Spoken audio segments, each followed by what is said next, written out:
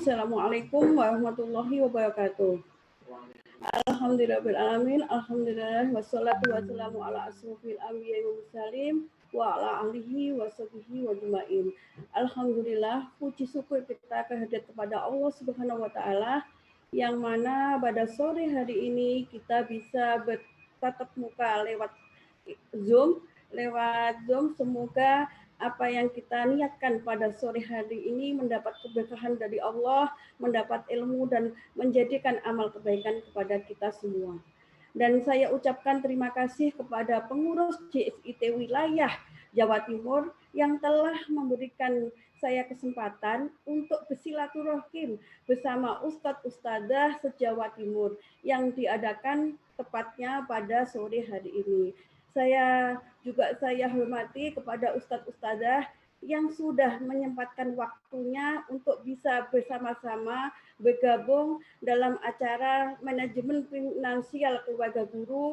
Semoga apa yang kita niatkan pada sore hari ini menjadi amal kebaikan Ustadz Ustadzah dan menambah dan bisa memberikan keinginan apa yang Ustadz Ustadzah harapkan. Pada sore hari ini saya mendapat amanah ya dari JSIT wilayah untuk menyampaikan berbagi ilmu, berbagi pengalaman tentang manajemen finansial keluarga guru.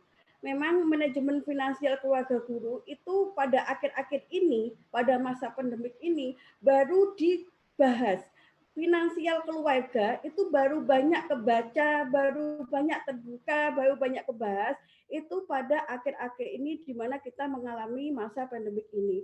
Dulunya orang berpendapat keuangan keluarga itu nggak penting, nggak perlu. Yang penting ada uang, aku belanja gitu. Jadi intinya kalau dia tidak berposisi sebagai seorang bendahara atau tidak mempunyai amanah sebagai keuangan, itu dia tidak berpeduli dan tidak menutup mata, tidak menganggap perlu bahwa keuangan itu sangat penting. Tapi setelah ada hikmah di balik ini, ada musibah ini, keuangan keluarga itu sangat diperlukan sekali oleh ustadz dan ustazah dan semuanya yang di sini dan banyak sekali webinar-webinar yang diadakan, baik itu diadakan oleh komunitas, baik itu diadakan oleh lembaga. Sekarang banyak terjadi webinar tentang finansial keluarga. Ya, terus sebelumnya saya menyampaikan ya, sebetulnya apa yang kita lakukan saat ini itu saya membahas dalam Al-Qur'an ya. Di mana di dalam Al-Qur'an di surat Al-Talaq disampaikan juga di ayat 2 sampai 3, barang siapa yang bertawakal kepada Allah, niscaya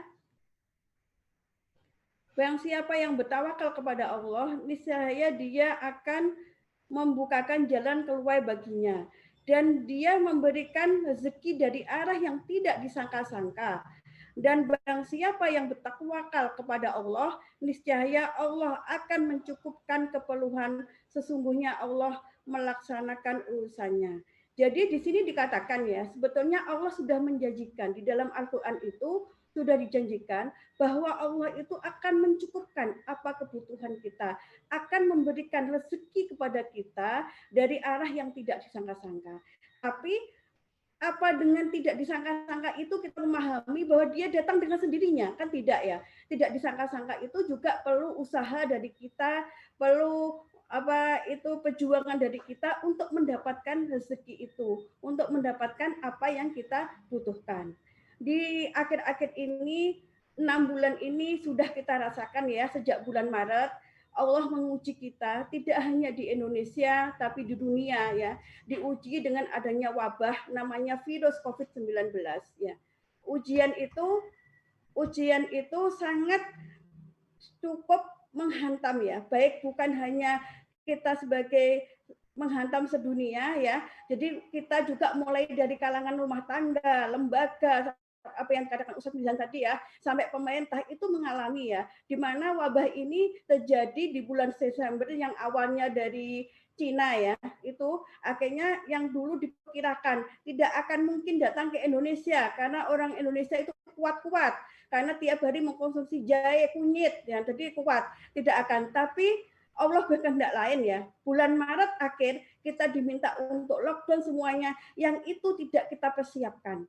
Secara otomatis sekolah mulai di WFH, lembaga sekolah mulai di WFH, instansi-instansi mulai di WFH, dan itu belum kita persiapkan sebelumnya. Itu membuat kita sangat shock juga di awal-awal Maret, di akhir bulan Maret sampai April kita membuat sangat shock karena kondisi ini yang belum kondisi ini yang belum kita persiapkan sebelumnya.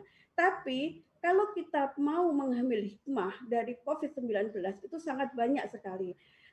Yang pertama adalah kita lebih dekat kepada keluarga. Yang sebelumnya kita dengan keluarga itu berkomunikasi dekat dengan keluarga itu kalau malam, karena kalau pagi sampai siang, bisa sampai sore, bisa sampai maghrib kita aktivitas di luar. Ya, jadi malam baru ketemu keluarga, itu pun sudah kondisi capek ya. Jadi dengan adanya COVID itu kita lebih dekat dengan keluarga. Kita tahu sebetulnya apa kebiasaan anak kita, pasangan kita lebih dekat. Yang kedua sebetulnya hikmahnya adalah kita diminta untuk lebih pentingnya kebersihan lingkungan, kebersihan diri, dan itu sebetulnya sudah ada di dalam Al-Quran, di dalam hadis, tapi kadang kita mengabaikan. Jadi kita lebih bersih lagi ya, lebih dianggap lebih waspada, lebih hati-hati, lebih bersih dalam lingkungan maupun diri kita. Sebetulnya banyak hikmah di balik COVID-19 kalau kita mau hikmah, kalau bisa mengambil hikmahnya. Jadi sebetulnya tiap ujian yang Allah berikan itu harus bisa kita ambil hikmah di balik ujian itu. Yang kedua, yang sering dibicarakan oleh masyarakat pada akhir ini adalah finansial keluarga. Yang tadi sempat saya sampaikan ya. Jadi finansial keluarga sekarang sangat banyak dibicarakan, sangat banyak dibahas di webinar-webinar ya. Karena merasakan setelah kita di WFH, di lockdown, di rumah, kita akan mulai menata. Jadi kalau kita itu di rumah terus pendapatan itu dari mana? Ternyata anak pada ngumpul semua. Tadi kata Ustadz Rizwan. Makanya yang Mizan katanya makanya yang biasanya sehari cuma 2 kali karena siang makan di sekolah, tapi ternyata dia makan 3 kali karena anak-anak belajar di sekolah di rumah bisa nyemil, selain makan nyemil, internet bertambah. Jadi apa kalau pengeluaran bertambah, akhirnya kita memikirkan melihat kembali atau membuka-buka kembali. Sebetulnya apa sih keuangan kita seberapa sih? Cukup enggak? Kondisi ini berakhir sampai kapan? Berapa lama terjadinya? Jadi kita baru menyadari setelah kondisi seperti ini, baru menyadari membuka kembali, melihat kembali mungkin tabungan kita, investasi kita apa, itu mulai kita lihat, mulai kita data, mulai kita tengok.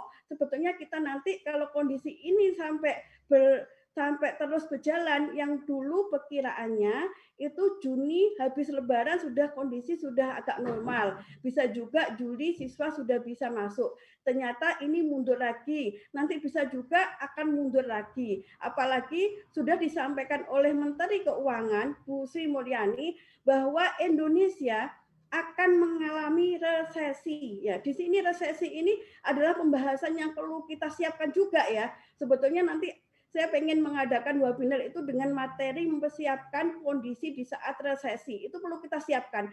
Jangan sampai nanti resesi terjadi di Indonesia yang sebentar lagi kita bingung, kelabakan ya, tidak menyiapkan secara finansial kita. Terus sebetulnya menyiapkan finansial keluarga itu sebetulnya adalah bukan hanya semata-mata karena kebutuhan saat ini, itu sudah ada di dalam Al-Quran ya. Jadi dalam rangka kita untuk mengamalkan apa yang ada di dalam Al-Quran. Yang dikatakan, dan berfikirlah kepada kerabat dekat, dan berikanlah kepada kerabat dekat, kepada orang miskin, dan orang dalam perjalanan, dan janganlah kamu menghambur-hamburkan hartamu. Ya. Secara boros, sesungguhnya pemboros itu adalah saudara-saudara setan. Dan setan adalah sangat ingkar kepada Tuhannya. Di sini jelas ya, janganlah kamu menghambur-hamburkan hartamu. Dan janganlah kamu boros ya. jadi pemboros. Jadi sebetulnya finansial keluarga itu sangat dibutuhkan dalam untuk menerapkan yang ada di dalam Al-Quran Al-Isra 26 sampai 27. Jadi kita sudah diingatkan sama Allah, sudah diatur sama Allah kalau kita itu tidak boleh menghambur-hamburkan harta kita.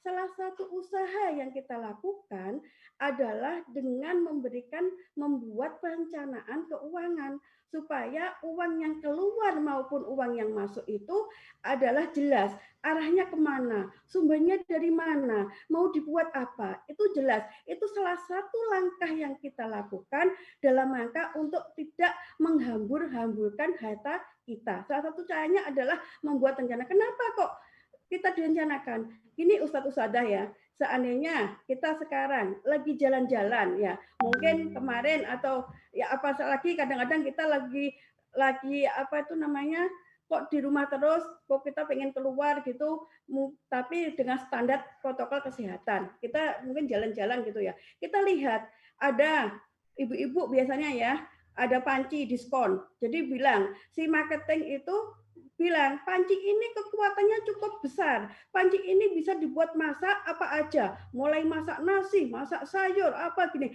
manggang dan sebagainya. Harga yang sesungguhnya panci ini adalah 1 juta. Tapi khusus pada hari ini, yang datang di acara ini, yang berada di tempat ini, panci ini diskonnya 70%. Jadi panci ini hanya bisa Ibu miliki dengan harga 300.000 yang sebetulnya 1 juta. Kalau Ustadz